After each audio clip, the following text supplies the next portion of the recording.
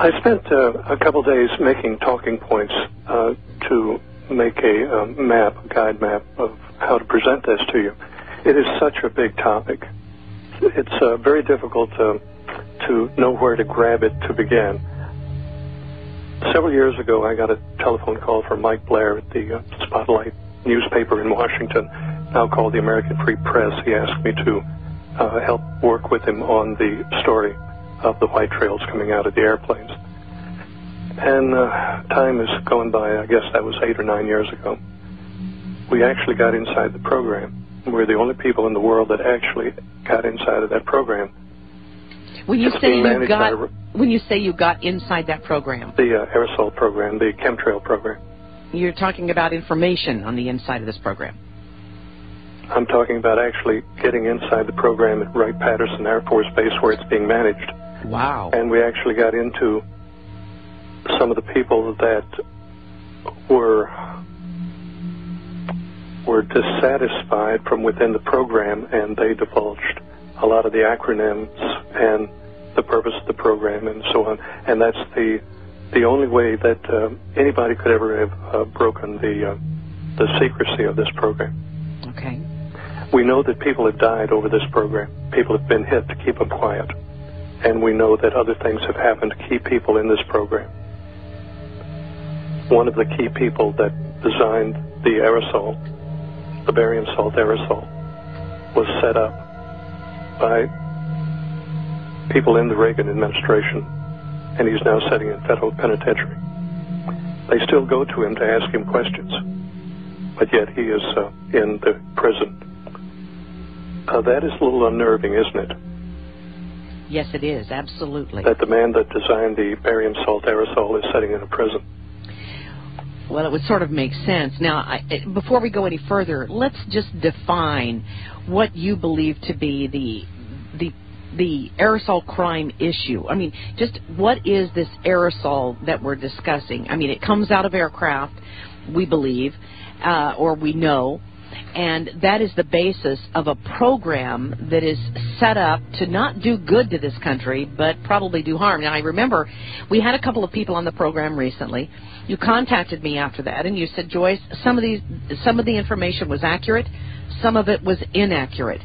But what we do know is there's something in the skies that should not be there.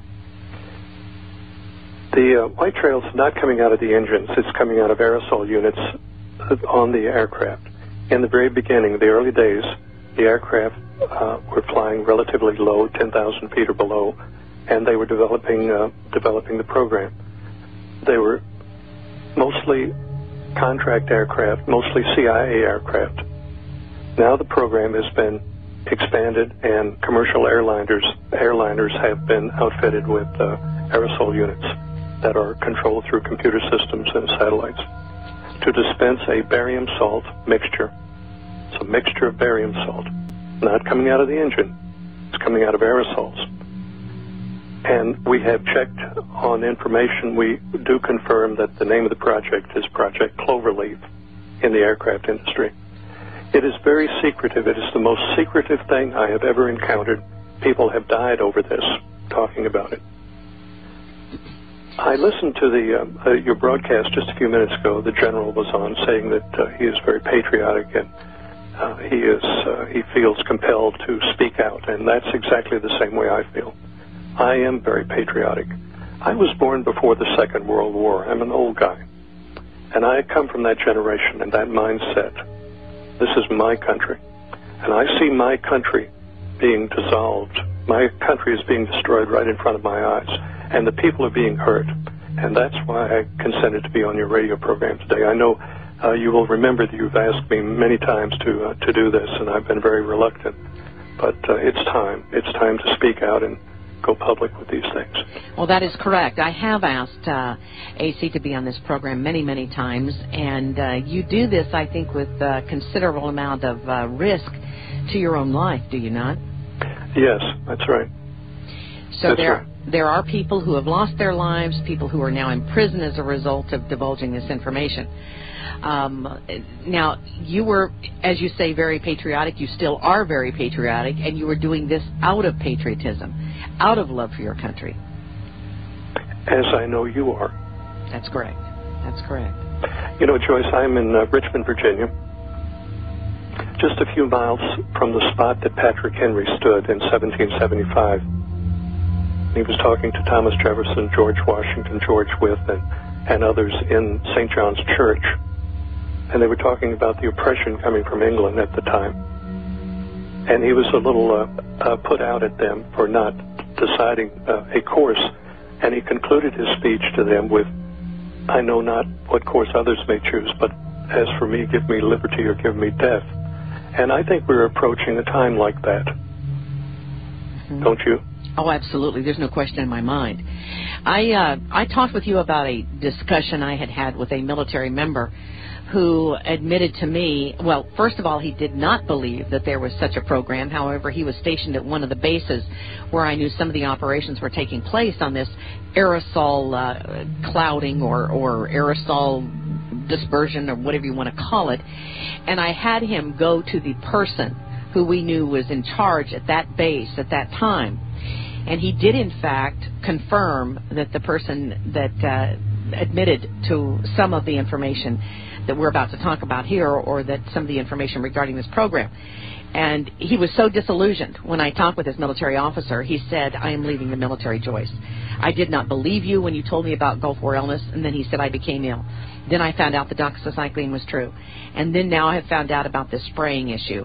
And he said, "I can no longer serve the military." Admiral Jeremiah Border, he was the chief of naval operations. He was a Jewish man.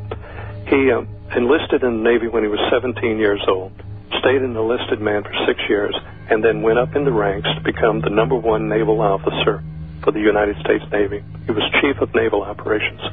Well, unexpectedly one night he decided to suicide himself in his house, and he shot himself twice in the chest with a shotgun. That's quite a feat. Yes, it is. Now, he was the chief of naval operations, and he opposed the Chemtrail project. Then the Chemtrail project started after Admiral Borda was replaced. Jeremiah Borda. He was a dedicated man. He was a sincere man. He was a good man. So you're seeing a picture of how this thing operates. The CIA finances projects with monies earned elsewhere. The monies that go into CIA projects don't necessarily come out of congressional appropriations. And I will tell you that the Congress as a whole is completely oblivious to the aerosol program. They are afraid to ask. I had an meeting with the administrative aide of a congressman. He drove all the way to Richmond from Washington to meet with me. We spent about an hour. I gave him a complete overview presentation. He looked at me, stood up, and he said, "What do you expect me to do, Griff? They would lie to me, too." That was his exact words. And I shook his hand and hugged the secretary and left. And that was it. That tells me that the Congress, I know for a fact the Congress is out of the loop. It's not that simple, Joyce. It's a very complicated thing. You must know the people. You must know what they're capable of. You must know their operation, their intent. You must realize that you're dealing with people with no faces that haven't been elected. You don't know who they are. You don't know what they're putting in those aircraft. The security on the substance going into the aircraft, there's very little security on that. Whatever somebody puts in the aircraft is going to come out of the aircraft. That's a real concern. The Environmental Protection Agency has been told to keep their nose out of it. On the state levels, the state various here in Virginia, it's the Department of Environmental Quality. I was told by high people in that they were told to leave it alone. Don't look at it. Don't look at the air quality when it comes to the aerosols. Look at, talk about ozone levels and things like that. Well, you mentioned that you had talked to one congressman, and then you mentioned Representative Kucinich as we were going to the break. Yes, he introduced H.R. 2799, I believe that was it, and it was he was called aside and told to take it out, and he did, and he got very quiet about it. I can't tell you enough that this is a very dangerous thing to get into. It's very dangerous to talk about this. As long as people talk about the normal stuff on the internet, they're okay. The agencies have been told to leave this alone. Now, as in the Watergate and some of these other projects that I mentioned, everybody involved thought they were doing it for some reason, some different reason. They didn't know what it was about. Everybody was going in different directions, and that's the same thing we find here in the aerosol program. The pilots probably don't know what they're doing. The crews that put it in, they have no idea what it was for. We believe that it was sold to governments as global warming fix. We believe that, but it wasn't. Here's what it was about. It was about a sub-program, making a sub-program in a Navy program called the Variable Terrain Radio Parabolic Equation, VTRPE, Function over Land Terrain. That's what it's about. That is what it's about. You've heard all kinds of explanations for 7 or 8 years, but it's for the VTRPE. And it's part of the Radio Frequency Mission Planner. It's a system.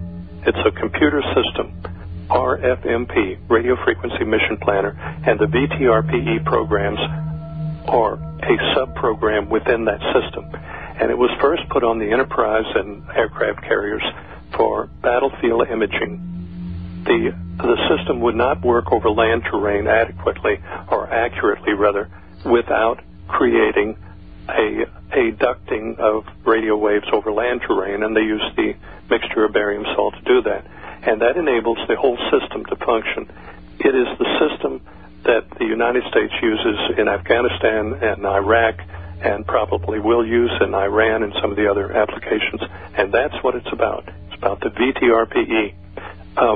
I see we're running out of time, and there's several things that I've just got to mention to you. Now, within the Navy program, we see DARPA, Defense Advanced Research Projects Agency, and they're into biologicals, and that's where Clifford shines.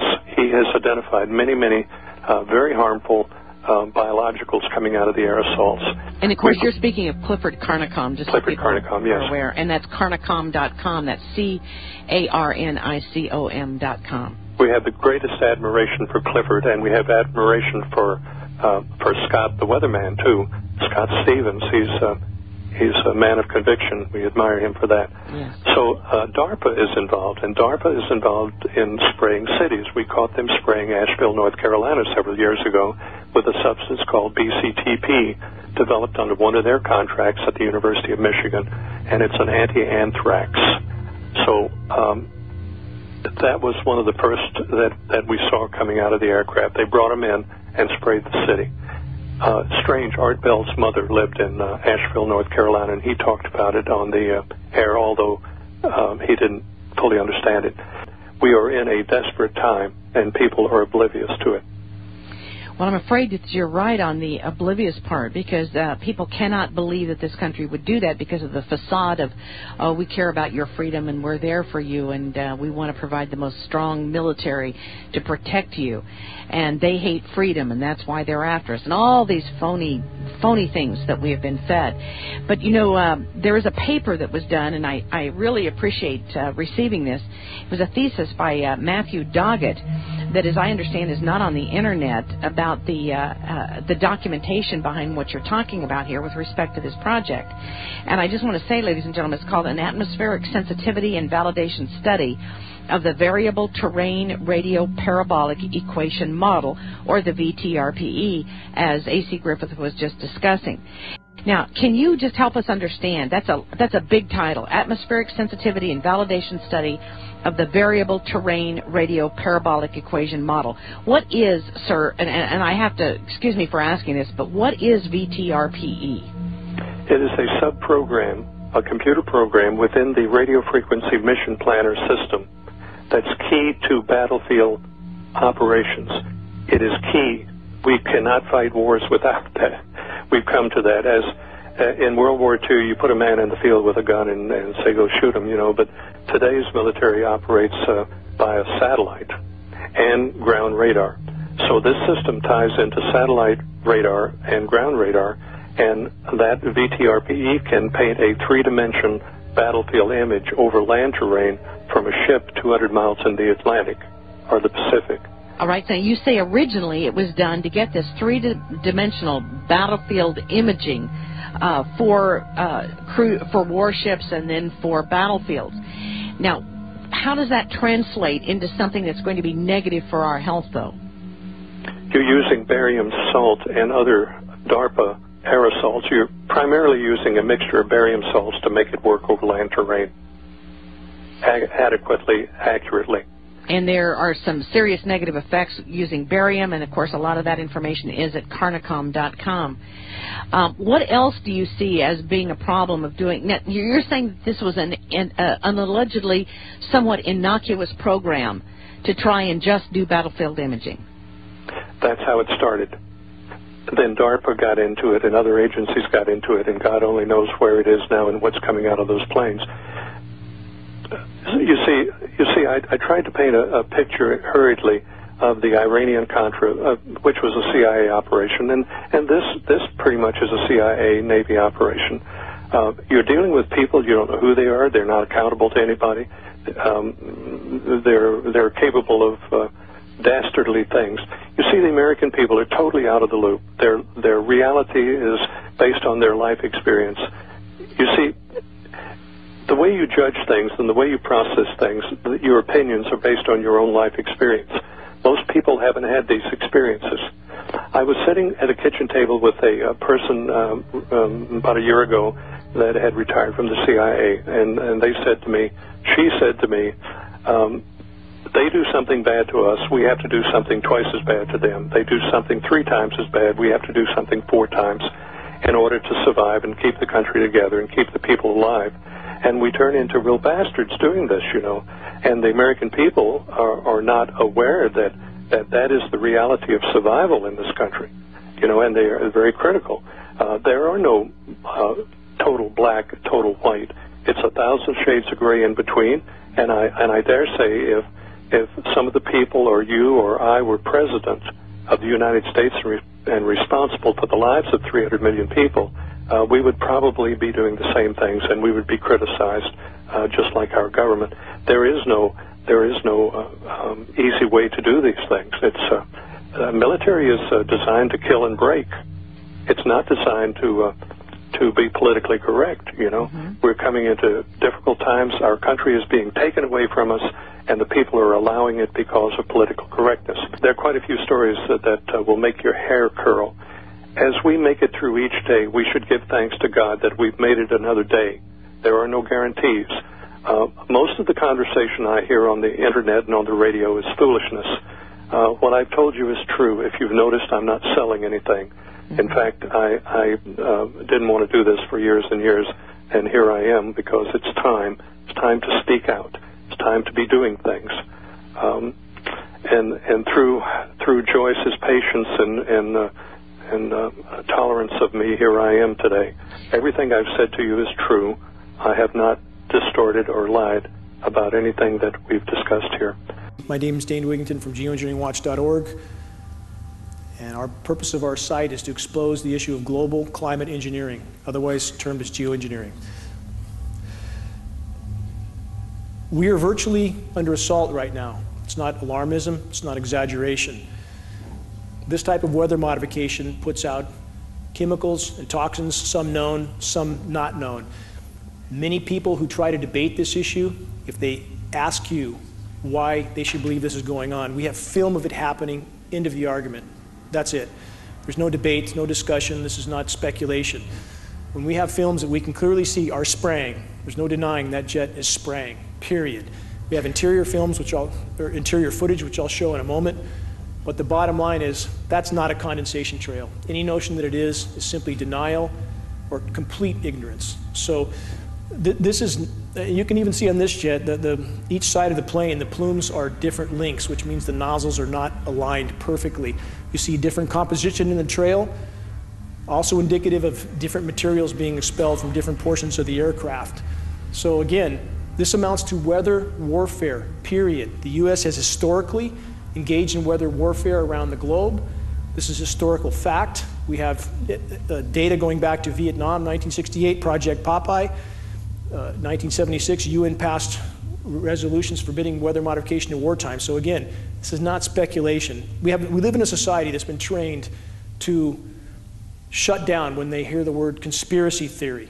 They've been conditioned pretty well. But the bottom line is, this is the issue that can't be ignored any longer. People can ignore Kennedy, people can ignore false flag events like Vietnam and even whatever happened on 9/11, but this issue can't be ignored. When in the North State, for example, we turn on our water faucets and nothing comes out, that's the end of the road. This is very recent. This is from 2 days ago. Al Gore, use of geoengineering to head off climate change disaster is insane. So although we don't have an admission that's going on, it's getting closer by the day, and it looks like Al Gore is trying to now distance himself from these programs that he has not admitted to yet. This is important media. They'll be seeing more of this in the coming weeks. One interior shot there. Again, we can't know from the variants of different planes, the different configurations of spray apparatus. This is an ongoing experiment. There's likely many different configurations. We see aircraft trails that have different color composition. So this is an ongoing experiment of which we are all a part, like it or not. Another interior, high pressure tanks. When this image was posted, the sites that initially posted it, a couple of them were taken down. This image appeared to be tried to be taken off the net as quickly as possible, but too many people downloaded it. It's out there now. More configurations. Obviously, there's a whole lot of planes with a whole lot of tanks doing a whole lot of something. So this kind of footage should not be ignored. Clearly, these are what would appear to be passenger planes, most of them with windows. So there appear to be many different types of aircrafts involved in the spraying activities. This is what we have. Again, global geoengineering, the ever-changing experiment, and we are, again, part of that experiment. Russian scholar warns of secret U.S. climate change weapon. We have Russia engaged in this as well. We also have China, and this is one of the reasons why it's so hard to get any sort of mainstream coverage, because the big players are all involved up to their eyeballs. So that's one of the reasons the media coverage is so sparse, but it's coming. What do weather weapons do? They wreak havoc in countries without anybody knowing they're even under assault. In the case of floods, droughts, all of this is a form of weather weaponry and weather warfare. And there is no arguing that we are all a part of weather warfare when our climate is being impacted the way it is right now. Again, countries around the globe, this sort of impact, nobody would recognize as being an assault. And that's what's so prized about weather warfare for the powers that be. Nobody even knows they're being attacked. Bridges, infrastructure, wiped out. You can literally bring a country to its knees. You can bring a state to its knees as well, especially a state that doesn't seem to want to conform too much with the federal government. You can drought them out completely. And that's exactly what's happening in California right now. This sort of drought in Africa has been used for decades. We know these programs have been going on, and their impact in Africa appears to be directly related to bringing countries to their knees and opening up the door for U.S. occupation. You have U.S. boots on the ground in about 156 countries around the globe. Not singling out the U.S. because other countries, again, as I said, are at this as well. Empty reservoirs. This is where California is headed today. I think we all know that. If we reach the end of this year without significant rainfall, we will be in free fall into a cataclysm that's never before been recorded. Our forests are going up in flames. As geoengineering impacts the system from top to bottom, it starts to feed itself. As you cut off the moisture for boreal forests, which are the lungs of the planet, the terrestrial lungs of the planet, and they begin to burn, that feeds into the entire climate cycle and begins to tilt it even further off scale. So this is a non-linear equation. Once it starts to tilt, it tilts faster and faster. These sorts of clouds historically have not been well recorded. Now they are. This sort of sky that many have become accustomed to and think is somehow normal is anything but. This is an aerosol coverage all of you seem to have seen before. And many people have begun to accept this as being natural, but it takes a lot of material to block the sun to that degree, and all that material is settling down on all of us. We're all breathing it in. Anybody who thinks that's commercial traffic is in a different reality. Somebody certainly lost their way up there. Another scene looks like something from another planet. Again, this is something that people, it's come on so slowly that many accept this as being normal and natural when it's anything but. One more scene that we see increasingly around the globe, especially in recent weeks and months. I'll explain why I think this is happening later, but the spraying is definitely increasing around the globe very rapidly, and the effects of that are being felt everywhere. Now, a sky like this is important to examine. Many people would think there's no spraying going on, but if you look closely, you'll see what looks like layers of plasma in the sky. Days with high pressure domes like we have now over California, this is not uncommon, especially if you look toward the west in the evenings. These shorter trails that are very bright are still aerosol disbursements. They make the sky silvery white. We believe that these sorts of disbursements are related to making the air more conductive, which makes the ionosphere heaters, HARP, of which there are at least 24 around the globe, major facilities and many other smaller ones. It probably makes them more effective to create these high pressure domes. So even days like this are aerosol saturated skies still. This is a point I want to drive home again because it's imperative in conveying legitimacy with our issue. Semantics matter. absolutely matters. When people Google chemtrail, this is what they come to, chemtrail conspiracy theory. I have friends with the Union of Concerned Scientists that have tried to clarify this definition by stating that this is a layman's term for geoengineering. When that correction is made, within minutes, it's erased and deleted. They watch this site very, very closely. They want people to Google chemtrails and come to conspiracy theory. On the other hand, if you Google climate engineering, in the first sentence it clarifies that climate engineering is in fact an application of geoengineering. So we have science. And this is what media never uses. These terms they don't use. Our local media here has avoided these terms like the plague because they seem to feel their job is to distract people from the truth. We'll go into that deeper later, but again, semantics, extremely important. Climate engineering, geoengineering. Scientific terms leads people to science, leads to credibility. Who's running things? Psychopaths run the world. This is not an exaggeration. We have 4% of society is clinically psychopathic. That 4% ends up in positions of power, inevitably, because they'll do things that you or I won't do. So we have what appears to be a very small group of incredibly psychotic people that literally run the planet. And I would not have believed this 20 years ago, but after that many years of research, you simply can't come to another conclusion.